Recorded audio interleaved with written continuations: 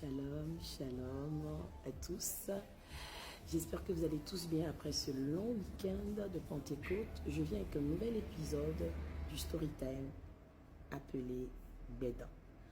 Bédan, Bé, ça veut dire la vie en langue fon béninoise et Dan, Béodan.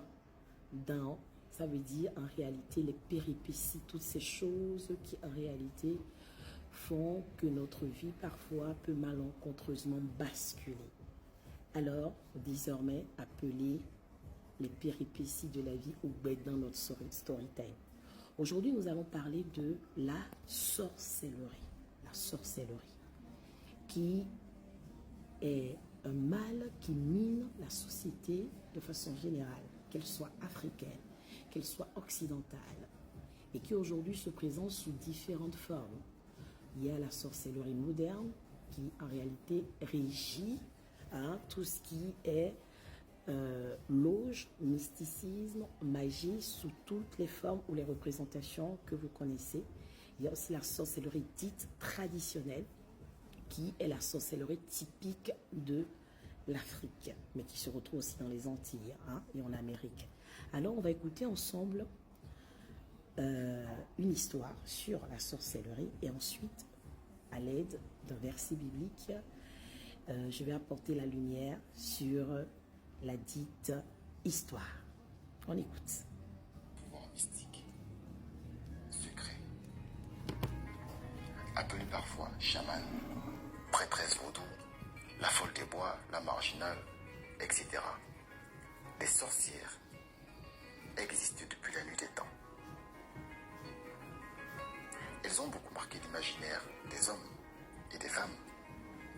Mais la sorcière, enfin, je l'appelle sorcière, mais la vieille dame qui a marqué mon imaginaire et ma réalité quand j'étais petit garçon s'appelait Ma Mongo. Ma Mongo, un nom qui me terrifiait. La légende racontait que Ma Mongo, qui était une vieille femme âgée d'environ 90 ans, la nuit, avait la capacité de se transformer en une jeune dame et de voler sur un cheval blanc autour de notre quartier.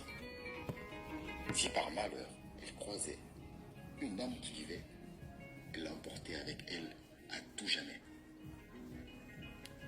Ma Mongo marchait avec une canne courbée presque à 90 degrés et arrivait malgré sa cécité à reconnaître les uns et les autres en les appelant par leur petit nom. Un beau jour, nous voilà qui vient en vadrouille. Je passe devant chez Ma Mongo et je l'aperçois au loin, assise devant sa porte. Je me dis, bon, elle est vieille, elle est quasiment aveugle. Si je marche très lentement, elle ne saura pas que c'est moi. Elle ne me verra même pas. Et j'avance à pas de loup. Et j'avance. Arrivé à sa hauteur, j'entends. C'est toi le fils de Javette, mon voisin? Et là, mon sang n'a fait qu'un tour. Ma Mongo avait réussi à me reconnaître à une dizaine de mètres de moi. Elle m'a interpellé en sachant exactement qui j'étais. J'ai répondu rapidement. Oui, c'est moi. Et j'ai détalé. Mais le jour où Ma Mongo a démontré à tout le monde qu'elle était vraiment une femme puissante, mystérieuse, mystique même, c'est le jour où le gaillard Dibier, le gars le plus redouté du quartier, un voyou musclé qui faisait peur à tout le monde, très fort à la bagarre, c'est le jour où Dibier a décidé d'aller cueillir des mangues dans la cour de Ma Mongo. Voilà que Dibier, l'intrépide, grimpe sur le manguier et tac, tac, tac, il cueille des mangues. Soudain, on entend un grand cri. Au secours, au secours! Des hurlements. Les gens sortent. Et que voit-on en plein après-midi? Dibier et Ma Mongo. Ma Mongo avait réussi à lui mettre une clé de bras autour de son cou. Comment a-t-elle fait? Est-elle montée dans l'arbre pour le faire descendre? A-t-elle usé d'un pouvoir magique? Personne ne sait. On a juste constaté que 10 billets étaient maintenus par une clé, une rigoureuse clé de cou, faite par Mamango, la vieille. Et elle serrait le cou du gamin, elle lui serrait le cou. Et il beuglait, il hurlait. Et les anciens sont arrivés, les grands frères. Ils ont supplié Mamango de lâcher la prise. S'il te plaît, Mamango, lâche-le, il ne recommencera plus. S'il te plaît, Mamango. Elle l'a lâché 10 billets, qui s'est empressé de s'en aller.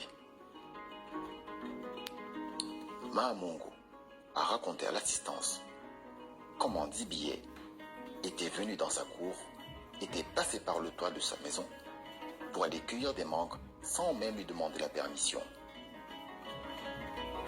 Elle s'est toutefois omis de dire comment elle a réussi à lui mettre une clé de bras autour de son cou.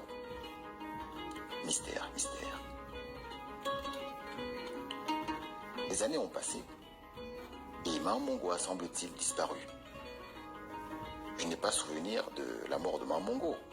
Non, juste disparu. Peut-être est-elle partie à la faveur d'une nuit étoilée sur son cheval blanc. Qui sait, qui sait. Là, on a entendu l'histoire de Mamango, qui est une sorcière. Alléluia.